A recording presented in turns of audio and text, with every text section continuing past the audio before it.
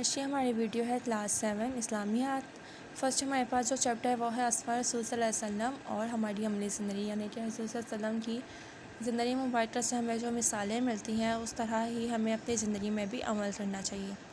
سب سے پہلے ہمارے پاس مختصر سوالات آتے ہیں۔ سوال نمبر 1 ہمارے پاس ہے صبر کے کیا معنی ہے؟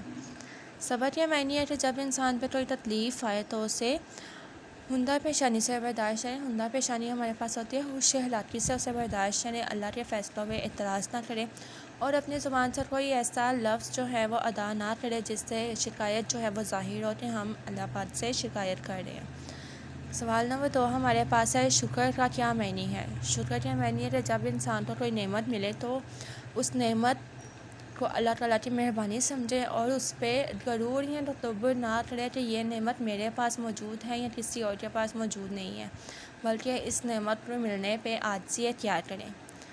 سوال نمبر 3 ہمارے پاس ہے صبر کے متعلق ایک حدیث نبی کا ترجمہ لکھیں۔ رسول صلی اللہ علیہ وسلم کا ارشاد ہے صبر روشنی ہے۔ سوال نمبر 4 ہے نبی کریم صلی اللہ علیہ وسلم کے صبر کی ایک مثال تحریر کریں۔ صبر کی مثال ہمارے پاس بہت زیادہ مثالیں ہیں، لیکن ایک مثال ہم اس چیپٹر کے اکارڈنگ پڑھ رہے ہیں تو اس میں ہمارے پاس کون سی مثال ہے؟ واقعہ طائف۔ جیسا کہ ہم سب کو واقعہ طائف کے بارے میں پتہ ہے، جب حضور صلی اللہ علیہ وسلم وہاں پہ اسلام کی دعوت دینے گئے تو ان لوگوں نے حضور صلی اللہ علیہ وسلم کی بات نہ مانی اور انہیں بہت ستایا۔ تو اس موقع پہ حضرت جبرائیل علیہ السلام حضرت محمد صلی اللہ علیہ وسلم کے پاس آئے اور کہا اللہ تعالیٰ نے پہاڑوں کا فرشتہ بھیجا ہے، آپ صلی اللہ علیہ وسلم اسے جو حکم دیں گے یہ پورا کرے گا۔ پھر پہاڑوں کے فرشتے نے آ کر حضرت محمد صلی اللہ علیہ وآلہ وسلم کو سلام کیا اور کہا میں پہاڑوں پہ مقرر فرشتہ ہوں، اگر آپ چاہیں تو میں طائف کے دونوں پہاڑوں کو ملا دیتا ہوں اور ان لوگوں کو ختم کر دیتا ہوں۔ حضرت محمد صلی اللہ علیہ وسلم نے طائف والوں پر مہربانی فرماتے ہوئے کہا نہیں، مجھے امید ہے اللہ تعالیٰ نے ان کی نسل میں سے ایسے لوگ پیدا کرے گا جو صرف اور صرف اللہ تعالیٰ کی عبادت کریں گے۔ یہ تھا ہمارے پاس واقعہ طائف اور حضور صلی اللہ علیہ وسلم کی صبر و تحمل کی مثال۔ نیکسٹ ہمارے پاس کیا ہے؟ نبی کریم صلی اللہ علیہ وسلم کے شکر کی ایک مثال تحریر کریں۔ نبی کریم صلی اللہ علیہ وسلم کی زندگی ہمارے لیے بہت سی مثالوں کا نمونہ ہے جس سے ہمیں بہت سی مثالیں ملتی ہیں۔ آپ صلی اللہ علیہ وسلم اللہ تعالیٰ کی نعمتوں کے ملنے پر اللہ تعالیٰ کا انتہائی شکر ادا فرماتے تھے۔ آپ صلی اللہ علیہ وسلم سے عرض کیا گیا آپ صلی اللہ علیہ وسلم عبادت میں اتنی مشقت کیوں فرماتے ہیں؟ مشقت یعنی کہ اتنا ٹائم جو ہے، اتنا وقت جو ہے عبادت تو دیتے ہیں، ایسا کیوں کرتے ہیں؟ تو حضور صلی اللہ علیہ وسلم نے ارشاد فرمایا کیا میں اللہ تعالیٰ کا شکر گزار بندہ نہ بنوں؟ یعنی کہ میں اللہ تعالیٰ کی ہر چھوٹی سے چھوٹی بڑی سے بڑی نعمت کا شکر ادا نہ کروں، میں ان کا شکر گزار بندہ نہ بنوں۔ نیکسٹ ہمارے پاس ہے تفصیلی جواب دیں، حضرت محمد صلی اللہ علیہ وسلم کے صبر کے واقعات پر نوٹ لکھیں۔